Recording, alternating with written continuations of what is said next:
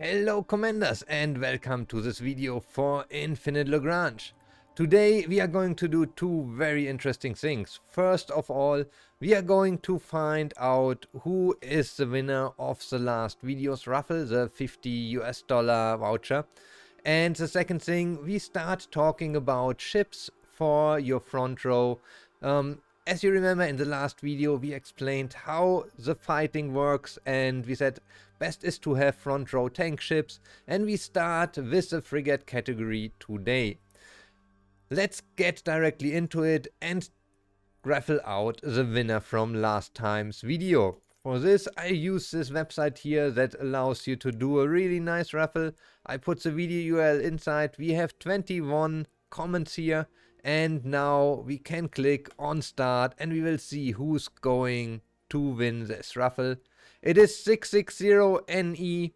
Very informative. Keep up the good work. Thanks for this comment. You are the winner for that raffle. Contact me on Discord or via email or however you want to contact me, and then we will find the best way to send you, probably via PayPal or maybe an Amazon gift card, however you prefer it. And yeah, so congratulations, 660NE, and let's go into the game again and look for tanks that we can use in the front row. We will start with the smallest category of ships we can use, the frigates. The frigates are very interesting and easy. Every one of you got the FG300 and probably you already saw there's an armored type. How do we know that we can use one of these as a tank? What I'm looking for is front row. Front row has multiple different advantages. First of all, it is the first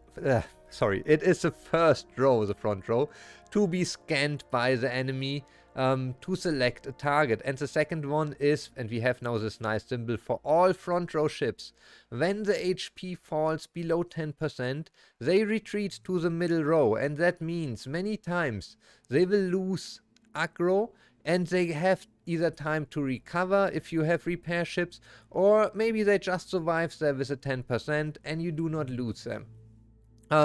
Does not work always, but I see it many times. When one of my ships falls into the middle row, it stays there for much longer, and else it would have died. Also, front row ships most of the time have higher armor or higher evade skills. So let's get to my favorite tool in the world, Excel. As you can see here, I did already sort the ships just for frigate class, so all these ships are frigates, and we only look for HP and armor. And as you can see here, I did not put the position for all ships in yet.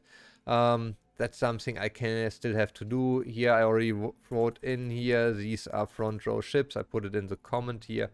So obviously the best ship you can get in the front row is the defensive Ruby. It got a crazy high 40 armor and 15,000 HP, so that makes it the ultimate tank if we talk about HP and armor in the frigate group for the front row. Now, if you don't have the Ruby defensive, I know it's very difficult to get. I do not have it. The next best one would be the FG300 armored, and you can see we only talk about 15 armor and 11,000 HP. When we take a look back into the game, we just had a look at this ship. Here I got the armor fully upped, and we talk about 20 armor maxed out. Oh, sorry, no, it's not maxed out. Sorry. So we can max it more. We can get another 1, 2 armor, and here we will get probably another 2 points, so 4 more armor points and a little bit extra HP. That means at the end we will end up at 24 armor and yeah, probably like close to 12,000 HP, maybe a little bit more. But you see, 24 and 12,000, that is still quite a little bit far away from the Ruby we could get. So what would I recommend you to do? And that is now something probably a lot of you already know. If we talk about tanks and frigates, most people will not think about high armor ships. They will think about the Carillion Special because it got a crazy high evade chance. You see here in the comments I wrote down 85 to 105%. It depends on the weapon types that is used, meaning it will evade nearly everything. Now, keep in mind, 105% does not mean that it really evades 105%. We always have to consider this in regards to the hit rate of the enemy ship. Unfortunately, we do not have the accurate formula, but you can just say it evades a lot. It really does evade a lot, and if you want to kill it, you need either a lot of ships firing on it or ships that have a high hit chance. So the Carillion Special, honestly, it's a little bit broken. It's so good that it is really considered top tier in our frigate category. And that is also the ship I am using. Let's take a look that you know what I'm talking about. Down here we do have the Carillion, the special type. Unfortunately, if we click here, we do not see the evade chances anywhere here. So you have to go into the different systems. And as you can see here, we do have a 20% evade chance from the jamming system. In addition, we do get an additional 20% chance for guided weapons. That means missiles and torpedoes. And a 15% chance for direct firing weapons, which is more or less everything else. And that's now the thing. You have to add these, and then you have to consider which type of weapon. Many times for a lot of ships you will find additional evade chances in the propulsion system. So here we can see we have a 35 base chance. This ship surprisingly cannot increase the evade inside here with any perks, but we do have then the additional warning system that gives us some HP, system HP, and reduces the hit chance from missiles and torpedoes, meaning we can again evade much better. So also I cannot really say if this is considered 30% evade, so if hit chance percent and evade percent are really the same thing, but believe me if I tell you, this ship is crazy good in evading. For our armor, we don't really have a lot of armor here.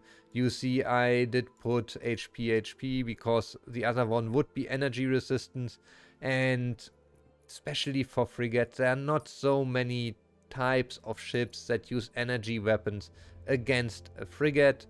So that's how I set it up. It is a really high evade ship, and if you have it, it works even really good in late game. And this is something we should now talk about for a moment to give us, let's say, a better understanding when I talk about tanking ships and which is good and which is not good. So just that we don't have any misunderstandings, the FG300 is a front row tank ship, and it works very well early in game.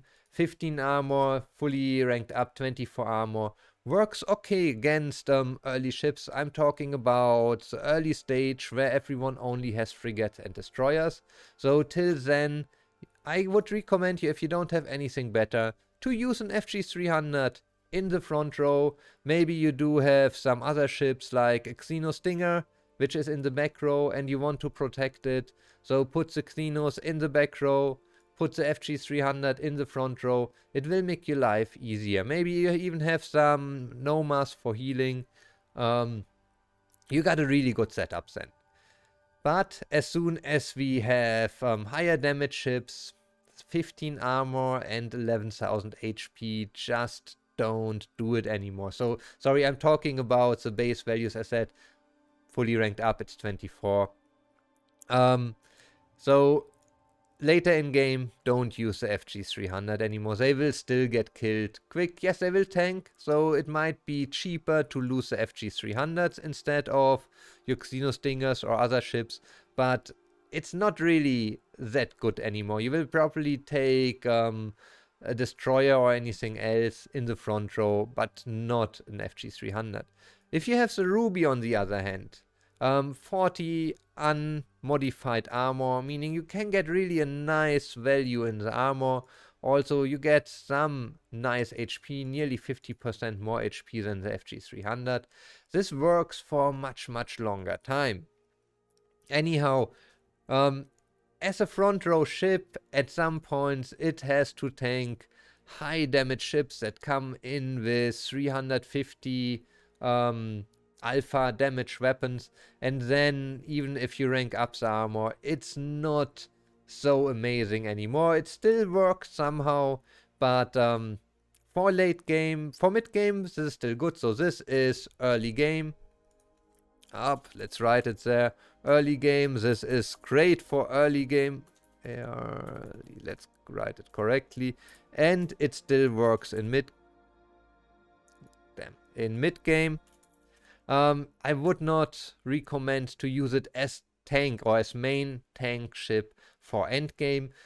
Combining it with other ships might work well.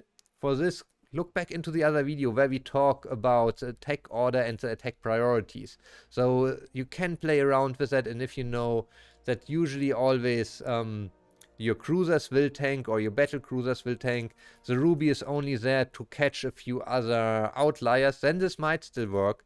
But if you have any chance to get it, I can only recommend you to use the Carillion special type. This works through the whole game from early to late end game. So even now I still use 10 Carillion frigates. They are really cheap. They don't need a lot of command points. So putting these into your fleet will always make your fleet much stronger. There are a few situations where you don't use them. For example, if you go anywhere where a frigate cannot go, or if you have some very special setup type. But for everything else, I would recommend you 5 command points. Use 10 out of 10. You see, I also have 10 out of 10 build.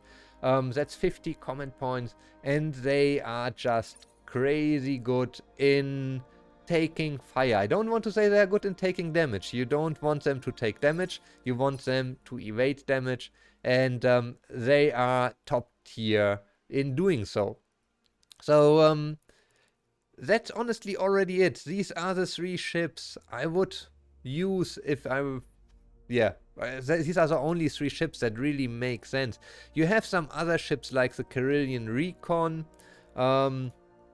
I also have this one, which also can evade, but it does not evade as much as a special type. So that's fighters.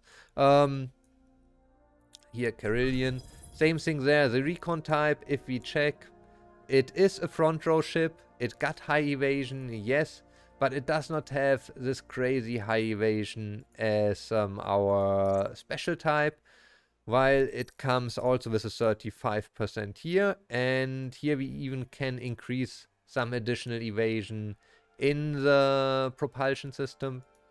The overall evasion does not get as high as a special type. So, but anyhow, if you only got the Recon type and not the special type, this is still working decently well. So in special early to mid game, try to get the armor up in that case then too. It will still work somehow, but it's not for late end game anymore in that case. For now, I think that's it.